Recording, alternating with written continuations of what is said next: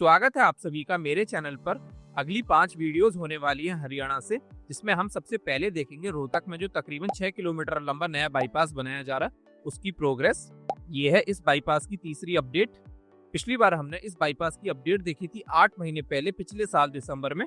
तो चलिए देखते हैं इन 8 महीनों में और कितनी प्रोग्रेस हुई है इस छोटे से बाईपास पर। ये बाईपास है NHAI का प्रोजेक्ट। और अगर आपको जानना है हरियाणा से अगली 4 वीडियोस कौन सी होने वाली हैं, तो आप मेरे इस नए चैनल को फॉलो कर सकते हैं, जिस पर आपको लॉन्ग मिनी ब्लॉग के साथ साथ और भी बहुत कुछ देखने को मिलेगा। तो अब से डिटॉक्स ट्रैवलर पर आएंगी प्रोजेक्ट्स की अपडेट, और अनफिल्टर्ड मोहित पर आपको ब्लॉग के साथ साथ और भी अलग अलग टॉपिक पर वीडियोस देखने को मिलेगी। मैंने डिस्क्रिप्शन में अपने इस नए यूट्यूब चैनल का और नए इंस्टाग्राम पेज का लिंक दिया है, आप फॉलो कर सकते हैं बिहाइंड द सीन देखने के लिए। अब करते हैं आज के प्रोजेक्ट की बात। ये बाईपास रोहतक सिटी के नॉर्थ साइड में बनाया जा रहा है, जो कनेक्ट करेगा रोहतक जिंद हाईवे को रोहतक पानीपत हाईवे से। इस नए बाईपास के बनने के बाद में NH 709, NH 352 और NH 9 की मदद से रोहतक सिटी के आउटर में एक तरीके की रिंग रोड बनकर तैयार हो जाएगी। ये है सामने की तरफ कृष्णा हवेली, जिसके पास से स्टार्टिंग होती है इस नए बाईपास की। इस साइड में आप जाओगे तो रोहतक सिटी के अंदर चले जाओगे। ये है रोहतक जिंद हाईवे, और इस साइड में जाओगे तो आप NH 9 की तरफ चले जाओगे। यहाँ पर बनाया गया है ये पूरा राउंड अबाउट। नए बाईपास की तरफ बढ़े तो आप यहाँ देख सकते हो रोड मार्किंग का काम पूरा हो गया है दोनों तरफ।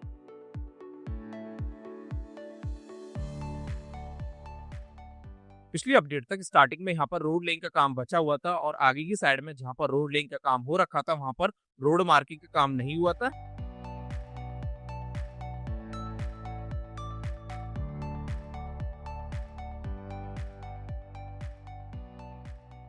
अब यहाँ से आगे के एरिया को देखते हैं साथ साथ कंपेयर करके।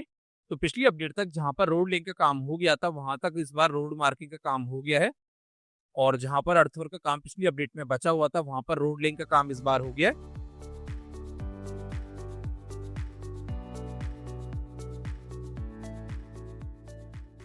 अप्रोच रैंप के ऊपर अभी फाइनल लेयर का काम बचा हुआ है थोड़ा सा। पिछली अपडेट तक RE वॉल की फिलिंग का काम काफी कम था।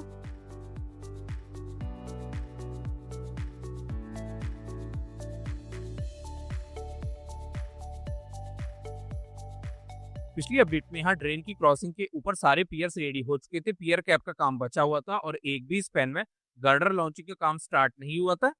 और दूसरी साइड का जो अप्रोच रैंप था उसके लिए भी RE वॉल की फिलिंग का काम अच्छा खासा बचा हुआ था। जहां आप इस बार नई अपडेट में देख ही रहे हो, मेन कैरेज वे की क्रॉसिंग के लिए यहाँ पर ड्रेन के ऊपर लोड टेस्टिंग का काम किया जा रहा है। दोनों साइड की सर्विस रोड के ऊपर अभी रोड लेइंग का काम पूरा होना है ड्रेन की क्रॉसिंग पर। बाकी रोड लेइंग का काम दूसरी तरफ के अप्रोच रैंप के ऊपर भी पूरा हो चुका है।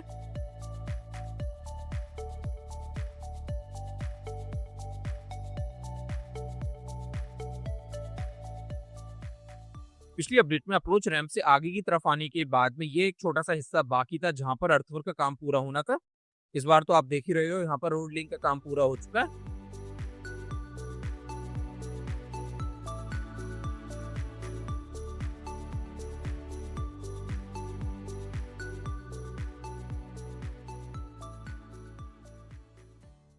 और अब यहाँ से आगे की साइड में रोड मार्किंग का काम पूरा हो चुका है, और दोनों साइड में मेटल बीम क्रैश बैरियर्स भी लग चुके हैं। पिछली अपडेट तक यहाँ पर रोड लेइंग तक ही काम पूरा था।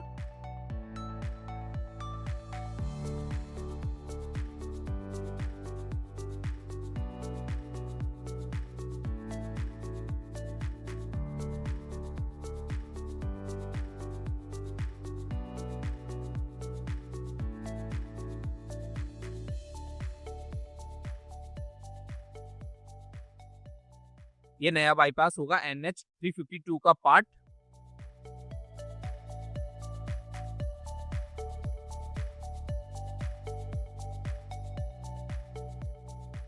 अब सामने की तरफ आने वाला है रोहतक पानीपत हाईवे। उसकी क्रॉसिंग से पहले आप यहाँ देख सकते हैं अप्रोच रैंप के ऊपर रोड लेइंग का काम पूरा हो चुका है, जहाँ पिछली अपडेट में अर्थवर्क और सबग्रेड की लेयर का काम था।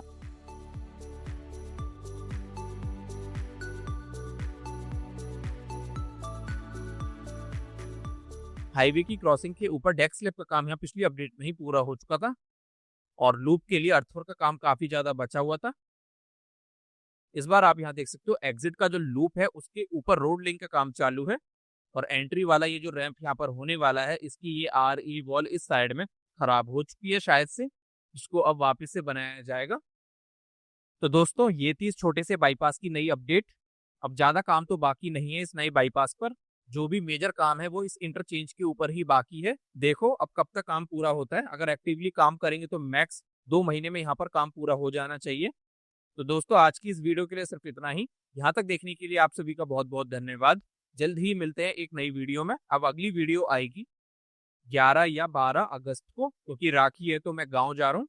बाकी आप मेरे मिनी व्लॉग देखने के लिए मेरे इस नए चैनल को फॉलो कर सकते हैं। एक बार फिर से आप सभी का बहुत बहुत धन्यवाद।